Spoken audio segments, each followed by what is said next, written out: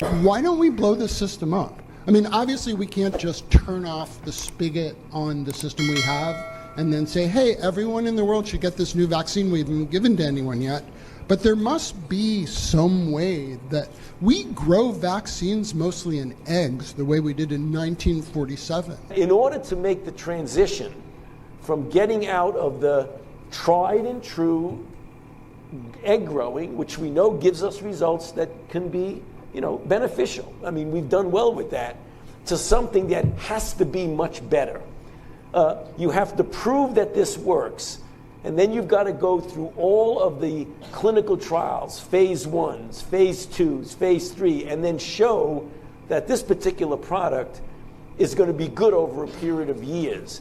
That alone, if it works perfectly, is going to take a decade. There might be a need or even an urgent call for an entity of excitement out there that's completely disruptive, that's not beholden to bureaucratic strings and processes. So we really do have a problem of how the world perceives influenza, and it's going to be very difficult to change that unless you do it from within and say, I don't care what your perception is, we're going to address the problem in a disruptive way and in an iterative way, because you do need both. But it is not too crazy to think that an outbreak of a novel avian virus could occur in China somewhere. We could get the RNA sequence from that, beam it to a number of regional centers, if not local, if not even in your home at some point, and print those vaccines on a patch and self-administer.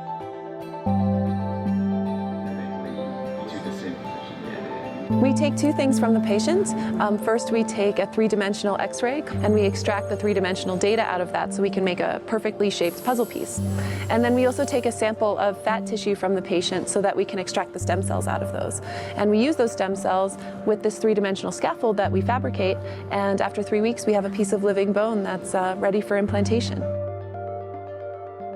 Being able to use genome editing to understand the genetic changes that lead to cancer, and technologies like drug delivery, getting molecules into particular types of cells. There's a lot of excitement about being able to move much more quickly on this disease. One of the things that I think is so essential to free and open societies is freedom of thought. And up until now, the conversation we've been having is around freedom of speech. Once we can access people's thoughts and access people's emotion, we have to create a space that enables people to think freely, to think divergent thoughts, to think creative thoughts. And in a society where people fear having those thoughts, the likelihood of being able to enjoy progress is significantly diminished. We need to take responsibility at every level of society, from the individual and the personal to the institutional to the global, to adapt to these technological challenges and changes which are redefining what it means to be human, what it means to work, what it means to be completely embedded in this world. People always ask me if I'm an optimist or a pessimist. The technology exists, but how do we get it and implement it at the scale we need at a price that people around the world can afford? Even though we have everyday problems we have to solve, we have to find a way to lay the foundations for the innovations of tomorrow. So we have to prepare for a more angry world, and how to prepare? It means to take the necessary action to create a fairer world.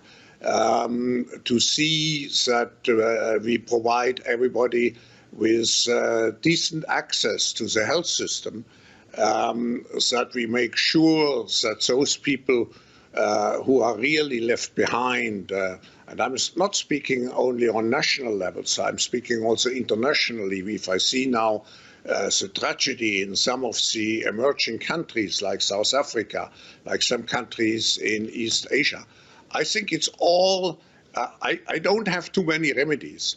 The remedies have to be discussed through dialogue by the stakeholders of our global system. But I just see the need for such a dialogue, and I see the need for action. I see the need for a great reset. To what extent would a reset be brought about by a change in the White House, the election of Joe Biden, for instance? I don't know. We shouldn't speculate about the outcome of the election. We will see beginning of November, and then we can, in any case, we can, and the World Economic Forum is very open and as an open platform to integrate everybody who is willing to address those issues in a spirit which means to exercise here true global citizenship. I want to just pick up on some of the economic projections. In your book, you tackle what the future may look like. And at this stage, we're all grappling with various letters of the alphabet, whether it's a V or a U or perhaps even a symbol, a tick shape. Can you just give us some clues about the growth down the track, what we can expect?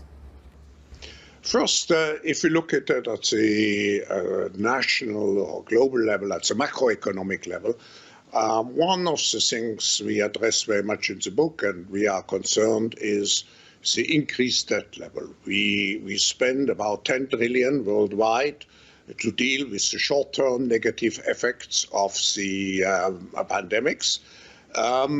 But we should be aware we are just increasing our debt situation. And we were already very much debt loaded before we went into the crisis.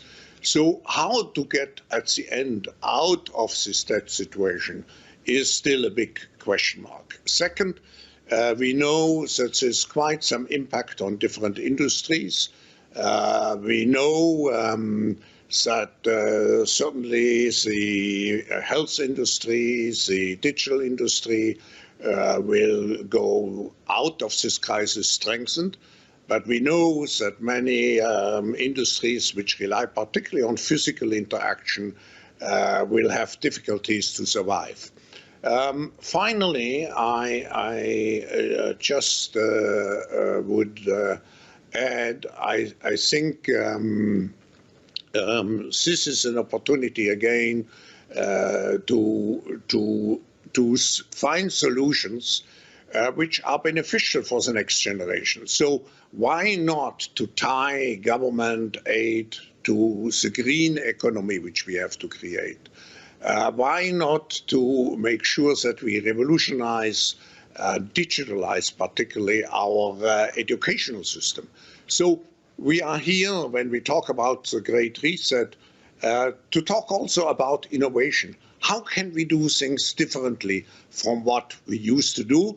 And if we speak about differently, it means also how can we do it to make sure that a majority of people are benefiting from it and not just a minority. We started out Davos this year talking about the environment, Greta Thunberg versus Donald Trump. Certainly a lot of headlines crossing from the mountain. But last time round in the crisis, we saw people didn't care so much about the environment when we were talking about large-scale job losses. This time seems different. Are you surprised about how strong the sustainability theme has been right through the pandemic? No, I would see even a chance to accelerate, let's say, our transition into a green economy. Because people probably recognize that we have to become more resilient. We have now the experience of one crisis. The environmental crisis, the climate crisis could be a much bigger one. So I see more awareness. But on the other hand, we have the big issue of unemployment, of low levels of employment. And I think we shouldn't see the two as contradictory objectives.